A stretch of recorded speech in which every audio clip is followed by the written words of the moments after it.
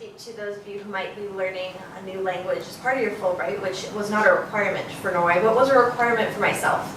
If I was going to apply sincerely to this program, then I wanted to be able to, exactly as you said, be able to greet people and be able to navigate my way through a city. So I recommend Duolingo as an app.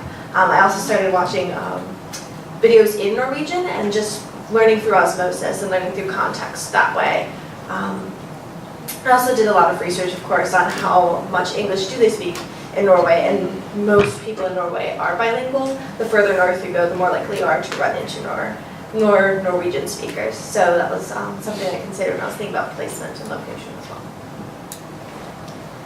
As far as I know, there wasn't any language requirement for India when I was applying to that program. I mean, India is a very deeply multilingual place, and English is very useful and helpful in most of those places, but depending on where you are in the country and who you expect to be able to engage with, other languages certainly come in handy.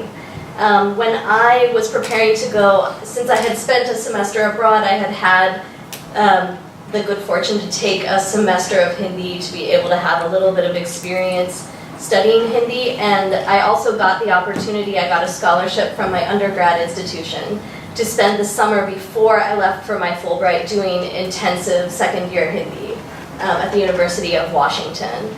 So that was immensely helpful. So I had about 2 years worth of Hindi under my belt when I went, which was enough that when I landed in a hostel where some of the students spoke English and some didn't, and none of the staff spoke English, I was prepared to be able to, say, okay, here I'm going to use this now.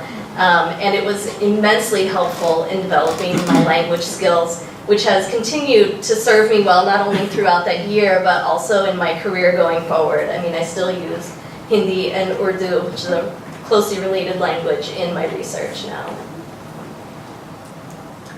Okay, so I'm going to be difficult and annoying and give a three-sided answer to that question. First, for background, I did not actually speak any German at all at the time that I applied to Germany, other than the few words that I had learned during the course of my 3-month internship. So I set a goal for myself that I was going to take an intensive German course before orientation started. And then the Goethe Institute has headquarters in Bremen, so I took classes once I arrived in Bremen. I continued to take night classes twice a week there. As to requirements, I kind of got the lucky end of the stick because I was a doctoral student, and the doctoral applicants to most of the European countries are not required to speak the language, although they are very strongly encouraged to learn it. Because, as you say, you need to go around talking to people. I had to talk to my landlord. I had to talk to the few people in the institute that did not speak either English, or the only other language I speak is Japanese, so that's useless, in Germany at least. Undergraduates, they will probably require you to have at least a year of German before you apply, because in the last couple of years, Germany is experiencing a very strange phenomenon.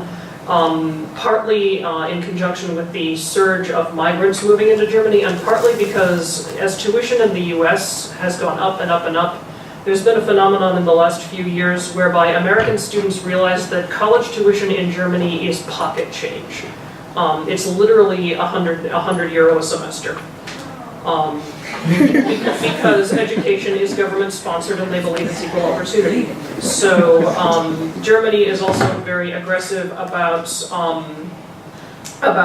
what they call handicap accessibility, and normally what they mean by handicap accessibility is, accommodating blind or wheelchair bound or deaf people. But there's been a huge surge in the ethical question of, is language communication, is the inability to communicate with your teachers a handicap, and does that need to be compensated for? So since they've had this sudden surge in American students and migrant students from Syria and Afghanistan applying for university positions in Germany, a lot of the universities, which up to now did not have German language as a requirement because they didn't believe it, because it was never necessary up till now, a lot of undergraduate programs now require a German proficiency exam, which is basically the equivalent of the TOEFL for the United States. But if you're applying as a higher than bachelor's student, Odds are you're not going to be taking classes, you're going to be doing hands-on research instead, because their system is very structured. You take courses as an undergraduate, you take part-time courses and then part-time research as a master's student, and by the time you get to be a PhD, you're doing pure research. I never took a single class while I was there. I took some workshops, but no classes. So I will say I'm not sure what the current version is, but when I applied in 2013, undergraduates had to have either a year of German at minimum or a note from their supervisors saying that their language deficiency will be compensated for. But I would say definitely check with your host country.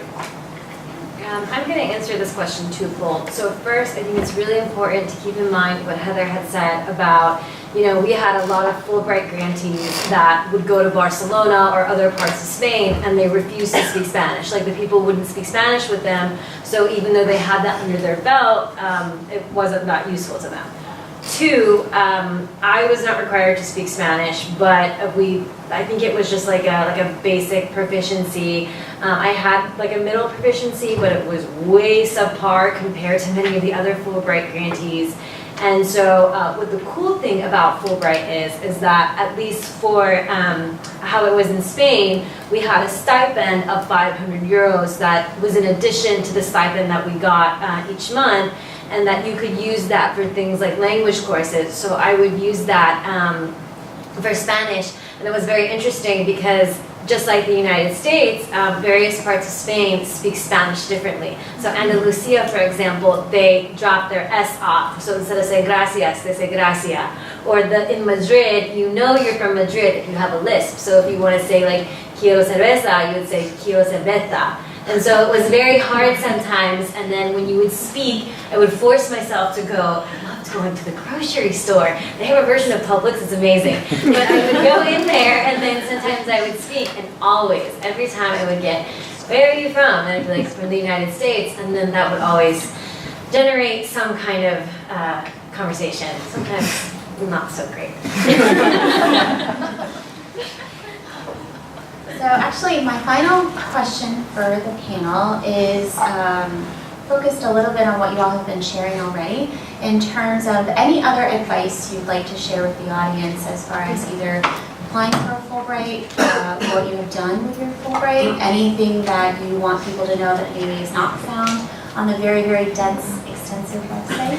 And then we can move into question and answer from the audience.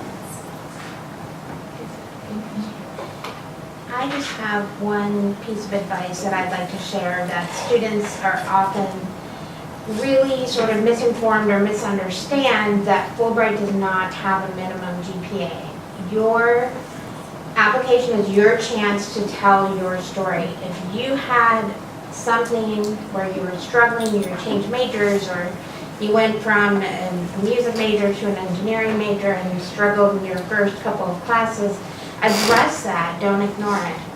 Address it, it shows character, it shows strength of your self-esteem, self-efficacy, and it's an opportunity to demonstrate that you can come past conflict or struggle, and you can turn that into an opportunity. So don't leave any stone unturned, believe in yourself, and start that application. I'll speak to the importance of finding a connection with your country. So you heard about my process. I didn't know that I wanted to study or teach in Norway, but I grew into that with my research.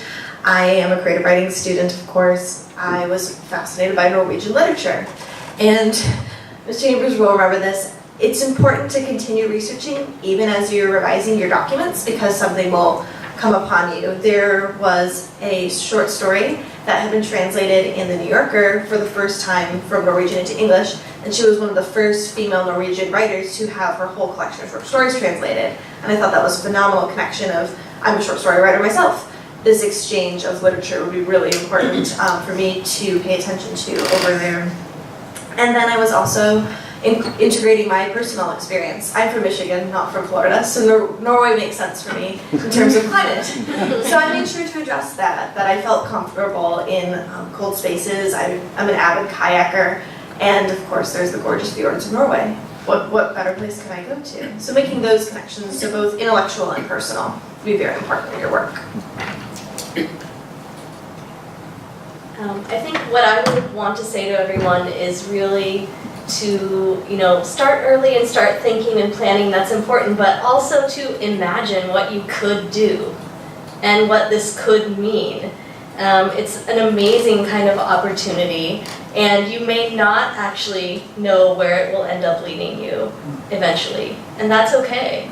And that this is a time for you to really, think big, take a risk, try it out, and work with the folks here who can help you shape that vision and really do something extraordinary.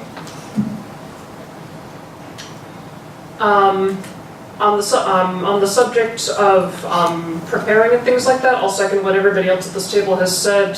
Start early, take full advantage of Lauren Cubed, and be very open to the fact that you're going to be revising and re-revising and things like that. It's your adventure, it's what you want to make of it, and on that subject, once you get to your country, I will say this, take advantage of it. It's going to be an absolutely phenomenal adventure. You're going to be funded, you're not going to have to work part-time. All you're expected to do is meet your academic requirements, and if you got into Fulbright, you can meet your academic requirements, and then just make an adventure out of it. Take advantage of whatever your country's got to offer. Germany, for example, has one of the most comprehensive rail systems in the world. I traveled everywhere on weekends. I lived extremely sparsely, and then on the weekends I just traveled everywhere. I didn't spend money on any souvenirs or anything. I just traveled places and looked at things, and that's what I love doing. But take advantage of it if you find out whatever arts or opera or ballet or music fest or anything else that's going on. Talk to your friends. Don't be afraid of them making fun of your horrible accent when you try to speak their language. They're going to make fun of you anyway. That's how you learn. Yeah, talk to people, listen to music, cook, do all the things. This is a phenomenal privilege and a phenomenal adventure, and you should absolutely milk it to its absolutely to the max. Have fun with it. I'm going to give a little bit of unconventional advice. So you heard everyone say, go to the Office of National Scholarships, but if you do, just like everything in life, you get what you put into it. So respect their time. If someone's telling you there's a deadline, you need to send it there, respect that. Reach out to them, chase that. The thing is that realize that you have a plethora of resources that when you graduate, you still have, but not in the sense that you do now. You have a community, you have people that are in your corner. Take advantage of that. But use things like LinkedIn. I actually had a girl from Ohio sent me a message and she said, "Hi Arshad, I'm so-and-so, I'm applying for this exact same program that you did. Can you give me some insight?" And we connected and we've become friends, and I've kind of, told her a little bit things about the process, and that was a great experience. Also, be humble. What I found extremely amazing about Fulbrighters, I met Fulbrighters that were getting their PhD, MD at Johns Hopkins, doing research on AIDS, studying at U Chicago, doing big things in history and art and through all fields. But the one thing that they all had in common was that they were humble and they were hungry.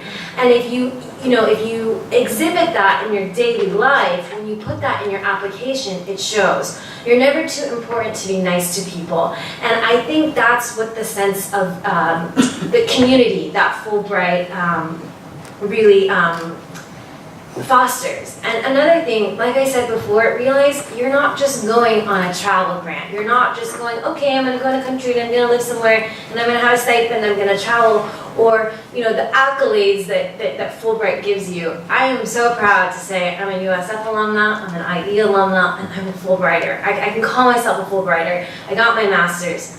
That's all great. That's fantastic.